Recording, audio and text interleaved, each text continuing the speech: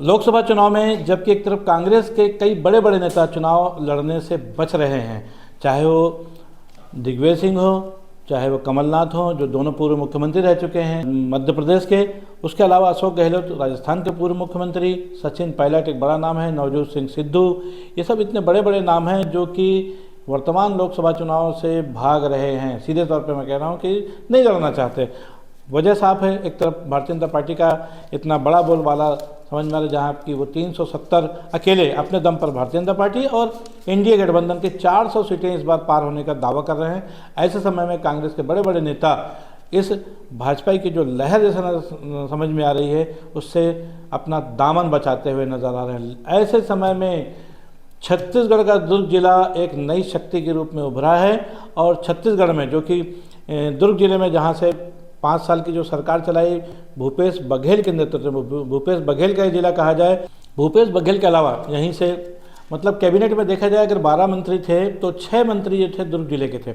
और यहाँ पर नेताओं की इतनी भरमार है कि इस बार यहाँ के लोकसभा चुनाव में दुर्ग जिले ने पूरे छत्तीसगढ़ की 11 सीटों में से 4 सीटों पर प्रत्याशी दिए हैं। जी हाँ दोस्तों, दुर्ग के 4 प्रत्याशी छत्तीसगढ़ के 11 में से चुनाव लड़ रहे हैं। उसमें एक जो नाम दुर्ग की बात करें हम सबसे पहले तो राजेंद्र साहू, जो कि स्वाभिमान मंच के टिकट पे पहले महापौर का चुनाव लड़ चुके हैं दुर्ग के।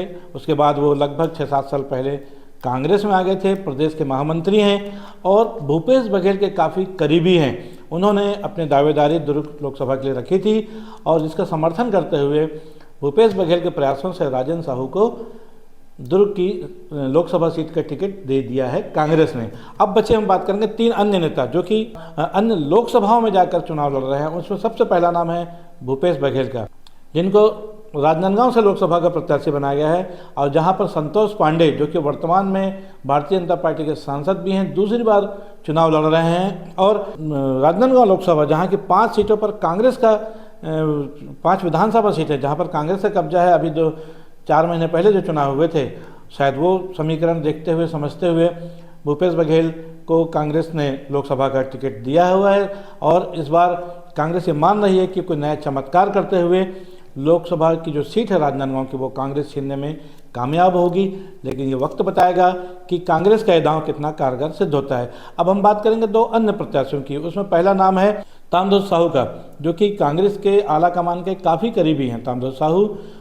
और 2014 में जब एकमात्र सीट कांग्रेस जीती थी इन 11 सीटों में छत्तीसगढ़ की, तब वो सीट ताम्रध्वज साहू की थी दुर्ग लोकसभा से, जब उन्होंने सरोज पांडे को यहाँ से हरा करके उनकी इनिंग को रोका था और स्वयं पहली बार लोकसभा में पहुंचे थे। वही ताम्रध्वज साहू, हालांकि इस बार वो अपने विधानसभा के चुनाव दुर्ग ग्रामीण से हार गए हैं, लेकिन उन्होंने कांग्रेस ने उन्हें इस बार महासमुंद से प्रत्याशी बनाया है लोकसभा का और वो रूप कुमार चौधरी के खिलाफ चुनाव लड़ रहे हैं। ताम्रध्वज साहू इकलौते ऐसे नेता हैं कांग्रेस के जो कि छत्तीसगढ़ की 3 विधानसभाओं का नेतृत्व कर चुके हैं। जिन पहली बार वो धमधा से विधायक बने थे, दूसरी बार वो बेमेतरा से बने और तीसरी बार जब बने थे तो वो दुर्ग ग्रामीण से। तो ये एक उनको भी चूँकि उनके राशि में शायद ऐसा कुछ है कि वो क्षेत्र बदल कर चुनाव लड़ते हैं, जीतते भी आए हैं। ये पहली बार है कि उनको लोकसभा में सीट बदलकर महासमुंद से प्रत्याशी बनाया गया, जहां पर उनका मुकाबला रूप कुमार चौधरी से हो रहा है। देखना है कि क्या अपनी जो पुरानी परिपाटी है ताम्रध्वज साहू की, जब वो सीट बदलकर जहां भी लड़े पहली बार चुनाव जीते हैं, क्या लोकसभा में भी वो अपना वो रिवाज, वो अपना कवायद अपनी क्या बरकरार रख पाते हैं, इस पर सबकी निगाह रहेगी। अब हम बात करेंगे चौथी सीट की। जो चौथे प्रत्याशी दुर्ग से जो बनाए गए हैं वो हैं बिलासपुर से। बिलासपुर से इस समय तोखन साहू को भारतीय जनता पार्टी ने प्रत्याशी बनाया है। तोखन साहू एक छोटे से कार्यकर्ता हैं मुंगेली जिले के गांव के, लेकिन संगठन में उनकी अच्छी भागीदारी रही है और बिलासपुर में भी कोई ऐसा नेता शायद सामने नहीं आ रहा था जो कि भारतीय जनता पार्टी के प्रत्याशी के खिलाफ डटकर मुकाबला कर सके। ऐसे समय में एक बार फिर पूर्व मुख्यमंत्री भूपेश बघेल के सिपहसालार, जिनको कि भूपेश बघेल ने महापौर से लेकर के 2 बार विधायक बनाने में एक महती भूमिका निभाई है, एक बार फिर उन्होंने उस पर दांव चला है और बिलासपुर लोकसभा से देवेंद्र यादव को टिकट दे दी है। कांग्रेस प्रत्याशी देवेंद्र यादव आपको बताते चलें कि पहले महापौर भी रह चुके हैं 2015 से 20 के बीच में। 2018 में पहली बार उनको विधानसभा की टिकट दी गई थी भिलाई नगर विधानसभा से, जिसमें उन्होंने जीत दर्ज की थी। अब दूसरी बार 2023 दिसंबर में उन्होंने एक बार फिर शानदार जीत हासिल करते हुए अपनी विधायकी को बरकरार रखा हुआ है और इस बार कांग्रेस ने उन्हें बिलासपुर से लोकसभा की टिकट दे दी है। देवेंद्र यादव के लिए ये तीसरा महत्वपूर्ण चुनाव है। पहले वो महापौर जीते, दूसरा फिर विधायक जीते और अभी तक के अपराजित योद्धा हैं और ऐसे अपराजित योद्धा को कांग्रेस ने बिलासपुर से एक प्रत्याशी बनाया पहली बार लोकसभा का। तो इसको लेकर के हालांकि कहीं ना कहीं कुछ बयान ऐसे भी आए हैं कि कांग्रेस के पास कोई स्थानीय नेता नहीं था, इसलिए देवेंद्र यादव को वहां बाहर से बुलाया गया। जिसके जवाब में कांग्रेसी को भी पलटवार हुआ है। उन्होंने कहा है कि जब प्रधानमंत्री नरेंद्र मोदी गुजरात के वाराणसी चुनाव लड़ सकते हैं, अभी हाल ही में दुर्ग से ही एक और प्रत्याशी हैं जो कि भारतीय जनता पार्टी की टिकट पर सरोज पांडे जो कि कोरबा से लड़ रही हैं।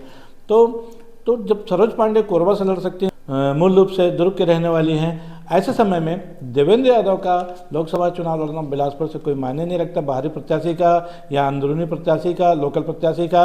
लेकिन ये चुनाव है और चुनाव में सभी पार्टियां एक दूसरे पर इस किस्म के आरोप लगाती रहती हैं। लेकिन सबसे महत्वपूर्ण बात यह है कि ऐसे समय में जबकि कांग्रेस के नेता, बड़े बड़े नेता लोकसभा चुनाव से डर कर लड़ने से इनकार कर रहे थे, दुर्ग जिले से 4 लोगों ने लोकसभा की दावेदारी की, 4 को कांग्रेस ने टिकट दिया, चारों मैदान में। आने वाले समय में 4 जून को पता चलेगा कि दुर्ग जिले के इन स्थापित नेताओं की कितनी लोकप्रियता रही और वो कांग्रेस के लिए पॉजिटिव हुआ है। इस पर हम सबकी भी निगाहें रहेंगी।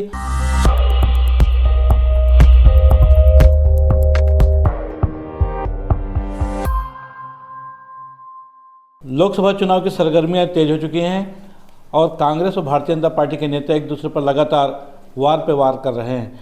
ऐसे ही छत्तीसगढ़ में यहाँ के पूर्व मुख्यमंत्री भूपेश बघेल के नामांकन के पश्चात कांग्रेस ने एक चुनावी जनसभा की और चुनावी जनसभा में प्रदेश के कई तमाम दिग्गज नेता यहाँ पर मौजूद थे और ऐसे में नेता प्रतिपक्ष और पूर्व विधानसभा के जो अध्यक्ष हैं चरणदास महंत, वो भी यहाँ आए हुए थे। तो राजनांदगांव में चुनावी सभा को संबोधित करते हुए चरणदास महंत ने प्रधानमंत्री नरेंद्र मोदी के खिलाफ एक ऐसी टिप्पणी कर दी और टिप्पणी के साथ साथ उन्होंने ये भी कह दिया कि ऐसा कांग्रेस प्रत्याशी चाहिए जो लठबाज हो, जो लाठी चला सको।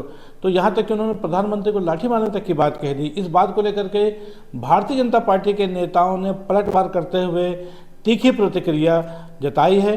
छत्तीसगढ़ के मुख्यमंत्री नंद कुमार साय सहित प्रदेश के अन्य कई नेताओं ने कांग्रेस के चरणदास महंत के बयान के खिलाफ पलटवार करते हुए उनको कई बातें कही हैं। और ऐसे ही वैशाली नगर के तेज तर्रार विधायक, उन्होंने भी चरणदास महंत के बयान पर अपनी प्रतिक्रिया जताते हुए कहा है कि महंत जी, मैं आपको बहुत वरिष्ठ नेता मानता था, बड़ा नेता मानता था कांग्रेस का, लेकिन आपने जो बात कही है बहुत तीखी और छोटी बात कही है, बहुत छोटी मानसिकता की बात कही है।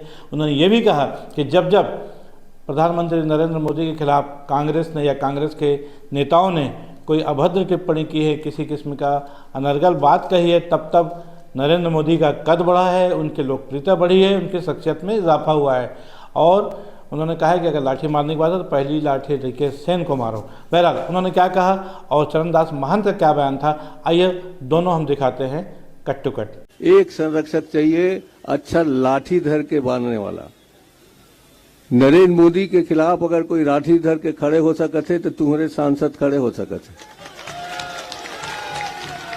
बाकी बन सीधवा साधव है और ये देवेंद्र भी खड़े हो सकते है। शिव लाठी धरे नहीं सके, गाली दे सके। हम लाठी धरैया आदमी चाहिए, नरेंद्र मोदी के मूड फोरैया आदमी चाहिए और रात दिन तंग करके यहाँ ले चीन भेजने वाला आदमी चाहिए। तय फीट हस एक पर तौर पर प्रार्थना करता हूँ, आप सब वोट देवा और भारी बहुमत से जितावा, इसकी प्रार्थना है। बहुत बहुत धन्यवाद। चरणदास महंत जी, मैं आपको छत्तीसगढ़ का कांग्रेस का बड़ा नेता समझता था, लेकिन आपने बहुत छोटी बात और बहुत छोटी हरकत की है।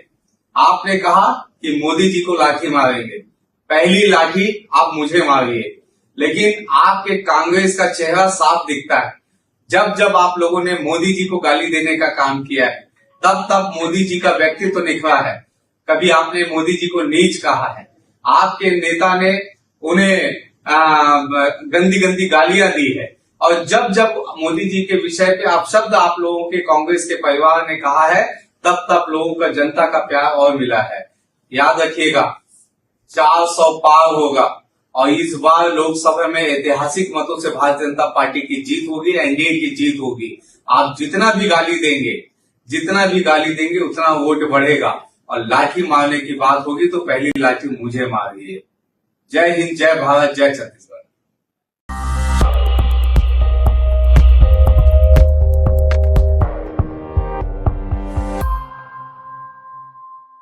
अमेठी और रायबरेली कांग्रेस की दो परंपरागत सीटें रही हैं और दूसरी बात ये कहा जाए कि ये नेहरू गांधी परिवार की भी विरासत से इसको जोड़ के देखा जाता रहा है।